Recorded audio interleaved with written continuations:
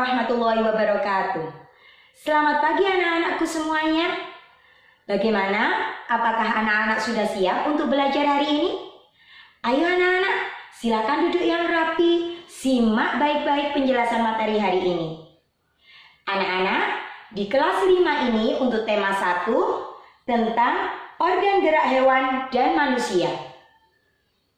Pada hari ini kita akan belajar tentang subtema 1, pembelajaran 1, dan pembelajaran 2.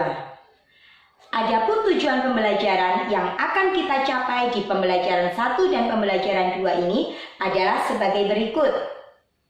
Audio Jungle.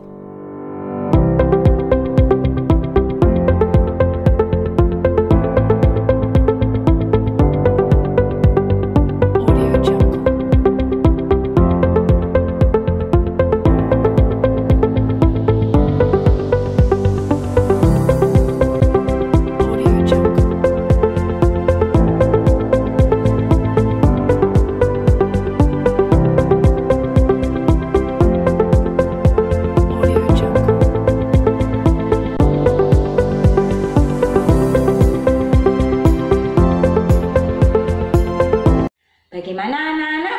Sudah dibaca tujuan pembelajarannya? Jangan khawatir anak-anak, insya Allah kita bisa mencapai tujuan pembelajaran tersebut. Anak-anak jangan segan-segan untuk bertanya kepada Bu Ika ataupun Bu Rice jika ada materi yang kurang kalian pahami. Anak-anak, sekarang kita masuk pada materi hari ini. Tapi sebelumnya, Bu Ika ingin bertanya dulu kepada kalian. Anak-anak masih ingat ciri-ciri makhluk hidup? Masih ingat ya? Coba anak-anak amati gambar yang Bu Ika berikan kepada kalian ini nanti. Lalu kalian amati dan kalian tentukan ciri-ciri makhluk hidup apa yang ada pada gambar ini.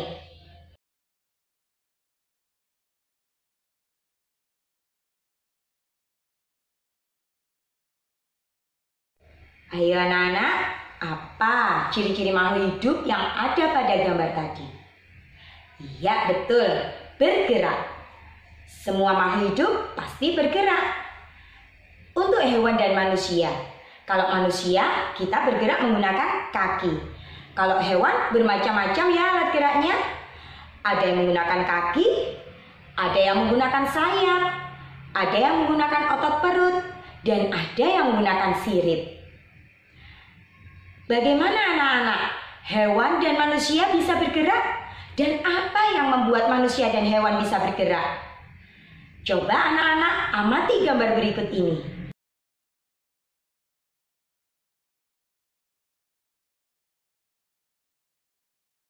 Bagaimana anak-anak? Sudah diamati gambar tadi? Ya anak-anak, di dalam tubuh kita itu ada alat gerak pasif dan alat gerak aktif. Alat gerak pasif adalah tulang-tulang kita ini. Dan alat gerak aktif adalah otot. Otot disebut alat gerak aktif karena otot dapat bergerak.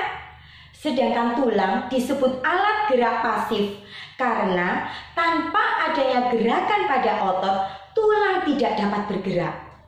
Jadi otot dan tulang saling bekerja sama. Baik anak-anak, sekarang kalian sudah tahu kan bahwa otot dan tulang saling bekerja sama sehingga kita bisa bergerak dengan leluasa. Untuk itu anak-anak, marilah kita syukuri apa yang ada pada tubuh kita ini dengan menjaga kesehatan otot dan tulang kita. Sehingga kita bisa bergerak dengan leluasa untuk melakukan aktivitas kehidupan sehari-hari kita. Nah anak-anak, sekarang kita akan mempelajari alat gerak hewan dan cara bergeraknya. Untuk itu, amati gambar-gambar berikut ini. Coba perhatikan gambar ini. Mereka adalah kelompok burung. Burung bergerak menggunakan sayap jika terbang. Burung juga bergerak menggunakan kaki jika mereka ada di darat. Nah, sekarang perhatikan kelompok binatang ini. Mereka adalah kelompok reptil. Reptil bergerak menggunakan kaki dan otot perutnya. Bagaimana cara bergeraknya? Mereka bergerak dengan cara merayap atau melapah. Kemudian lihat gambar ini. Ini adalah jenis ikan. Ikan bergerak menggunakan sirip dan ekornya. Ikan bergerak dengan cara berenang. Sekarang lihat gambar ini anak-anak. Apa ya ini? Ya, ini adalah katak. Katak merupakan kelompok hewan amfibi. Amfibi bergerak dengan cara apa kata anak-anak? Melompat. Ya, melompatnya menggunakan apa? Menggunakan kakinya. Kaki katak yang belakang lebih panjang daripada yang depan. Sehingga dia bergeraknya dengan melompat. Kaki katak juga berselaput yang berguna untuk katak berenang. Selanjutnya, lihat gambar ini anak-anak. Mereka adalah kelompok mamalia. Mamalia bergerak menggunakan kakinya untuk berjalan. Nah anak-anak, sekarang kita akan belajar tentang ide pokok. Ide pokok adalah inti pembahasan dari sebuah paragraf. Ide pokok disebut juga gagasan pokok atau gagasan utama. Perlu anak-anak ketahui bahwa ide pokok ada dalam kalimat utama. Jadi, anak-anak harus seksama membaca paragraf yang disediakan, lalu kalian cari pernyataan yang lebih umum. Setelah itu, jika kalian sudah menemukan pernyataan yang lebih umum, disitulah kalimat utamanya. Setelah kalian menemukan kalimat utama, kalian bisa merumuskan gagasan pokok atau ide pokoknya. Nah anak-anak, dengan kalian menemukan gagasan pokok atau ide pokok, kalian bisa mengetahui inti dari paragraf tersebut. Untuk itu, mari kita mempelajari lagi biar lebih paham apa itu ide pokok. Kalian amati dan baca dengan seksama paragraf yang sudah Bu Ika sediakan.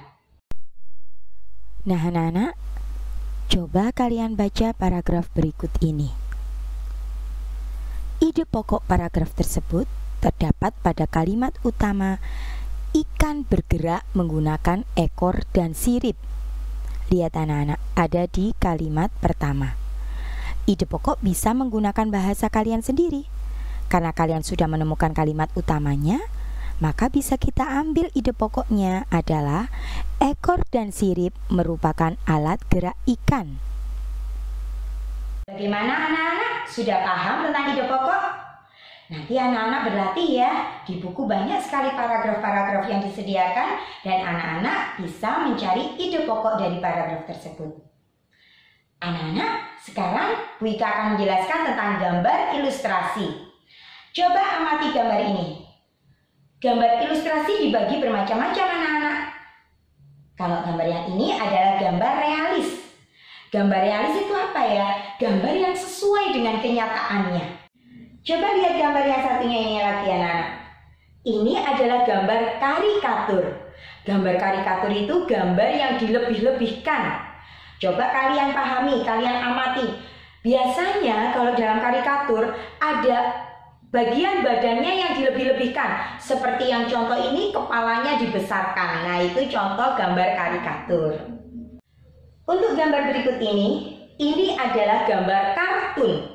Gambar kartun itu gambar yang mengandung humor. Anak-anak pasti sudah familiar ya dengan gambar kartun, sudah sering juga nonton film kartun. Untuk yang terakhir, ini adalah gambar dekoratif.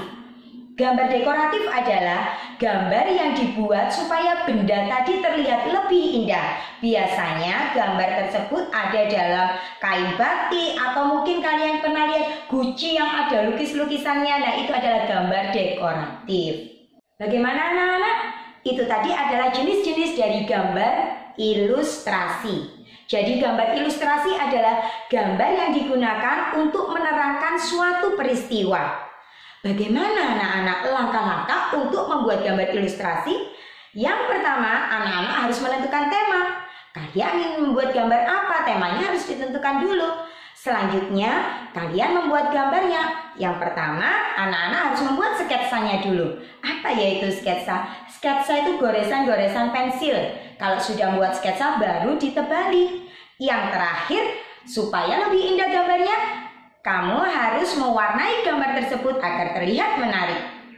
Bagaimana anak-anak? Apakah ada materi yang belum bisa kalian pahami?